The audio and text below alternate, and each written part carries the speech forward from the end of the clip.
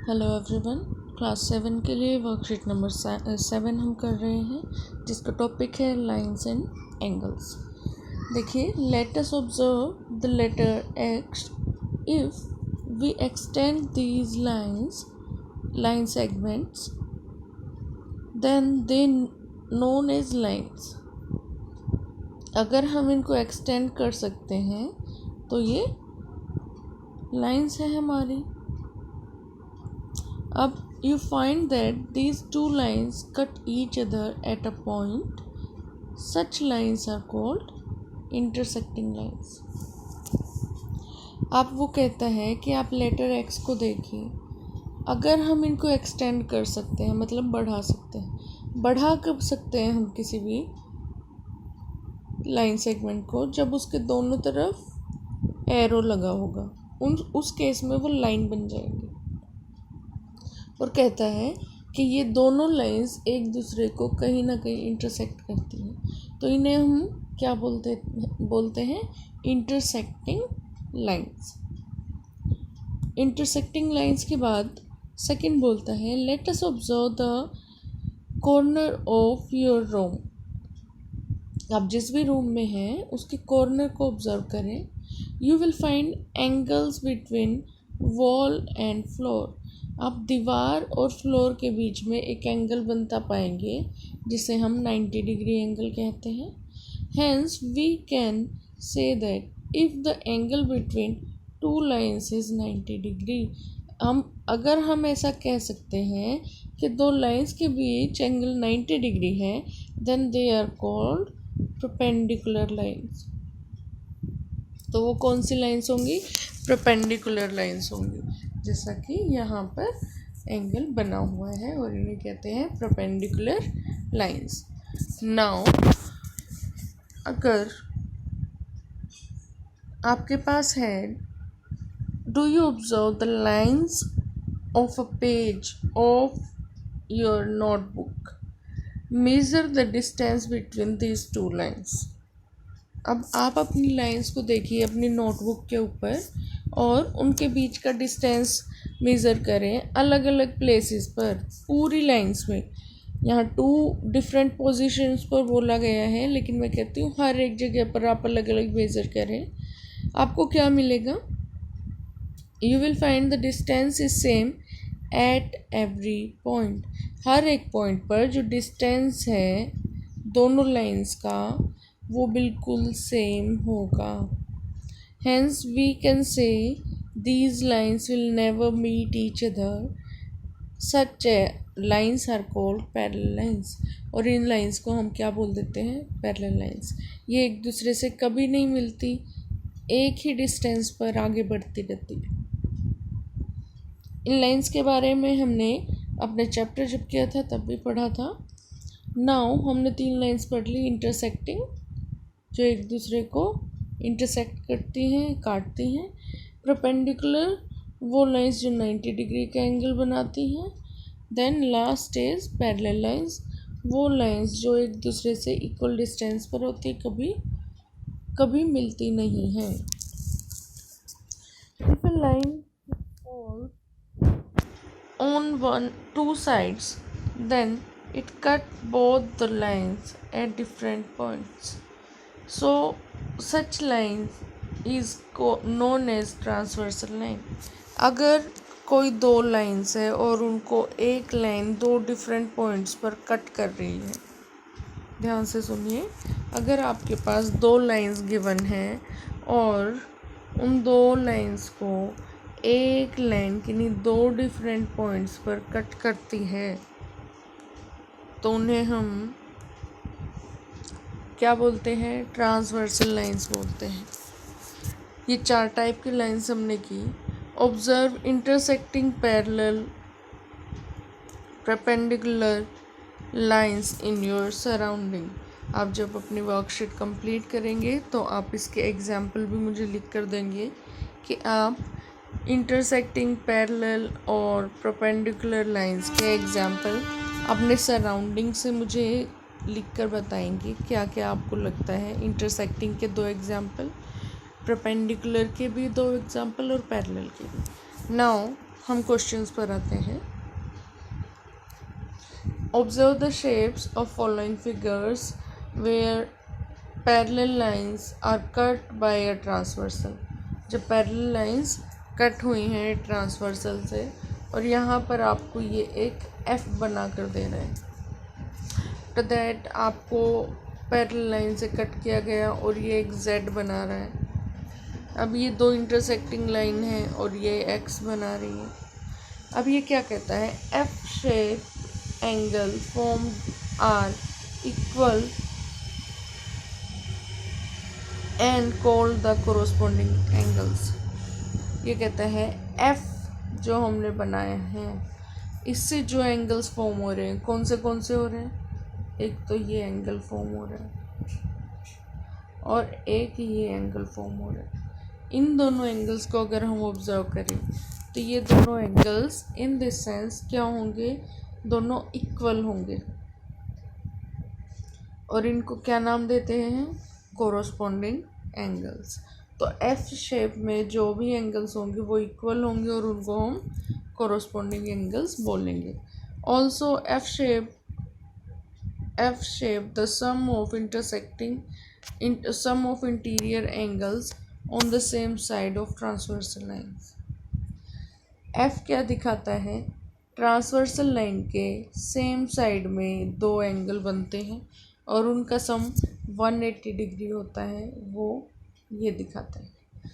दो तरह के एंगल हमने पढ़े, एक इस एफ से, ये हमारे कोरोस्पोंडिंग एंगल्स, और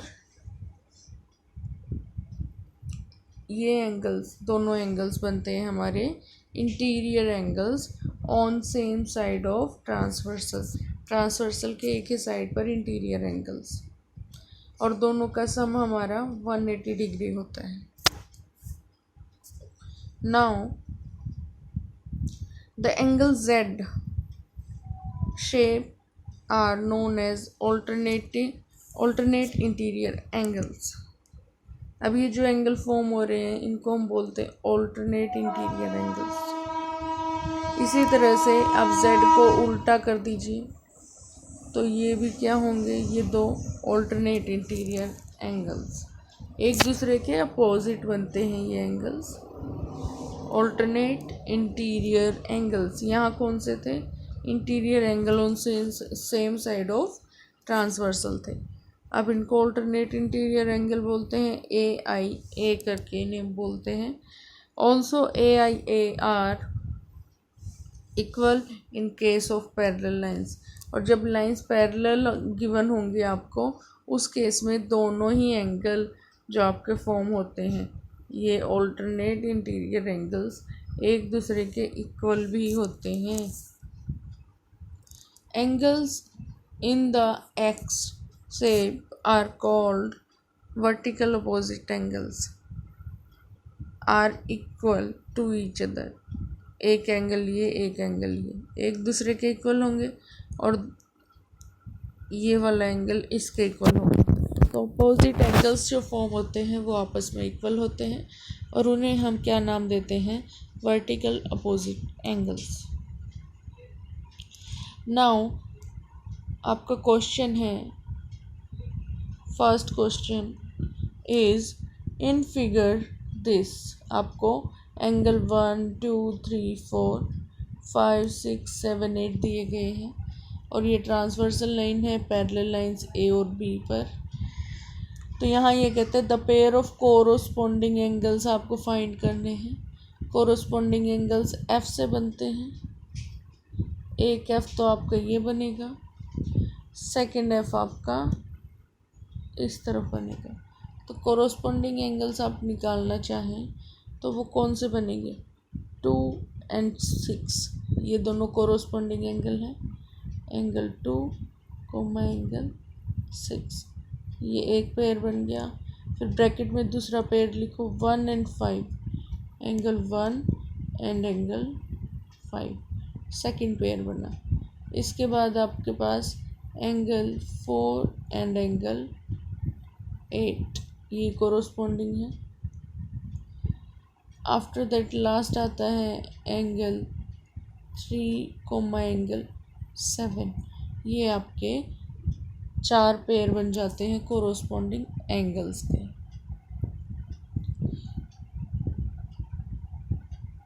नाउ वर्टिकल अपोजिट एंगल्स कौन से होते हैं?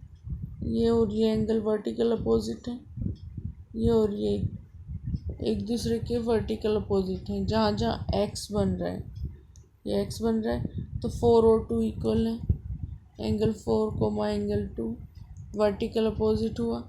उसके बाद angle 1 comma angle 3 are vertical opposite.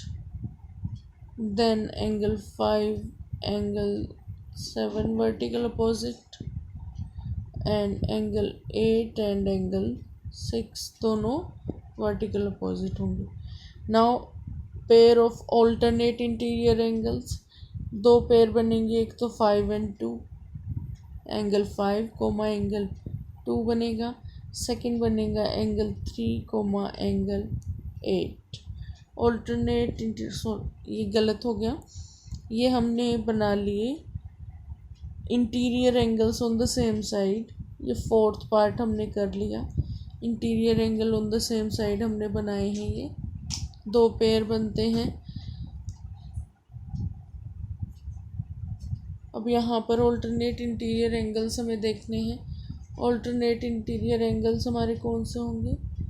जो एक दूसरे के अपोजिट फॉर्म हो रहे हैं, angle 2 and angle 8। Alternate angle 3 and angle 7 are alternate.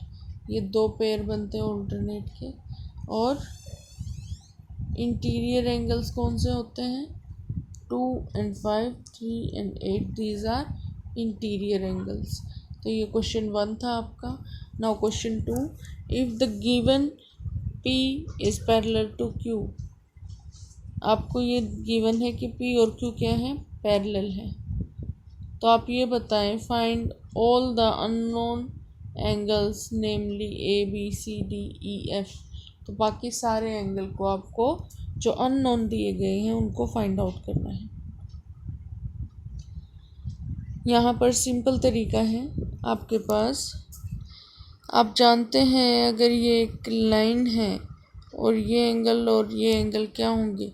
दोनों 180 डिग्री के होंगे। दोनों 180 डिग्री के होंगे और 180 में से जब आप 125 माइनस करेंगे तो एंगल ई आपका फाइंड होगा। तो देखो बेटा, यहाँ पर फर्स्ट क्वेश्चन के आपको पेयर्स मैंने लिखे हैं। ये पेयर्स आपके दिस 2 आर पेयर्स। ये आपके 4 पेयर बनते हैं फर्स्ट पार्ट। फिर ये 4 पेयर्स थे second part, 2 pairs third part and 2 pairs of fourth part. अब हमारे पास है second question and what second question says कि आपको इन अननोन जो बताए नहीं गए हैं यहाँ पर इन एंगल्स को फाइंड आउट करना है। सबसे पहले आप यहाँ देखिए D, ये एक्स्ट्रा पार्ट है। यहाँ देखिए D क्या है? 125 दिया गया है आपको। अब D 125 दिया है तो यहाँ पर E + 125, ये एंगल E है, ये प्लस 125 क्या होगा? एंगल E + 125 180 डिग्री होगा, लीनियर पेयर। अगर ये लीनियर पेयर बनते हैं तो यहाँ E हम निकाल सकते हैं। 125 को 180 में से माइनस करेंगे, ये आपके पास क्या आ जाएगा? 55 आ जाएगा। आफ्टर दैट आपके पास है E आ गया 55 डिग्री। फिर आता है A 55 डिग्री होगा, ये वाला एंगल 55 डिग्री होगा। तो ज़रा ध्यान देना बेटा, ये एंगल E और A आपके कौन से एंगल बनते हैं? कि ये हमारे एंगल बनते हैं कोरोस्पोंडिंग एंगल्स, और ये कोरोस्पोंडिंग एंगल्स हमारे क्या होंगे? इक्वल होंगे। तो ये 55 डिग्री है तो ये भी क्या आ जाएगा? 55 डिग्री आ जाएगा। नाउ एंगल C आपका 55 डिग्री होगा, C भी 55 होगा। क्यों?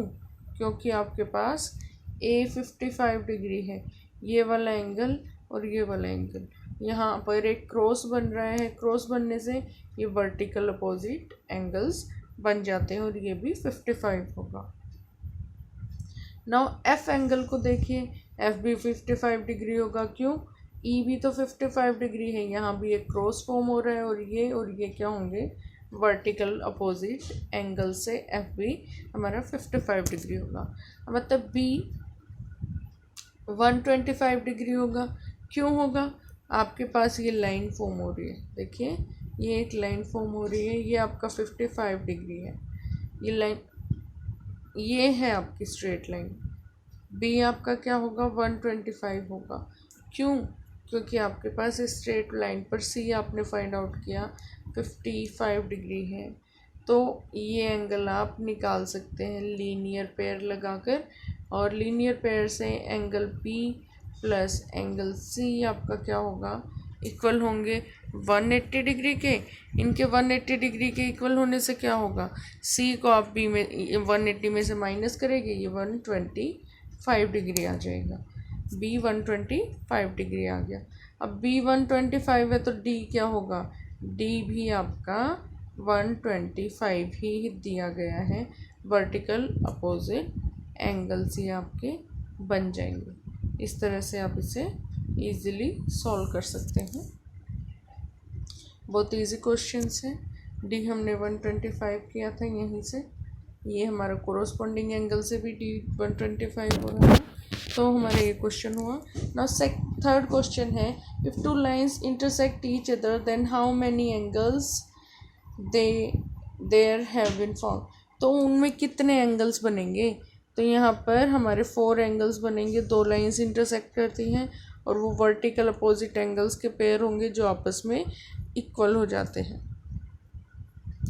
तो इस तरह से बेटा आपकी ये वर्कशीट कंप्लीट होती है, और आप लोग इन्हें प्रैक्टिस करें, अपनी एनसीईआरटी बुक से अपने चैप्टर को रिवाइज करें और इस तरह के हर क्वेश्चन को सॉल्व करना है। So like, share and subscribe.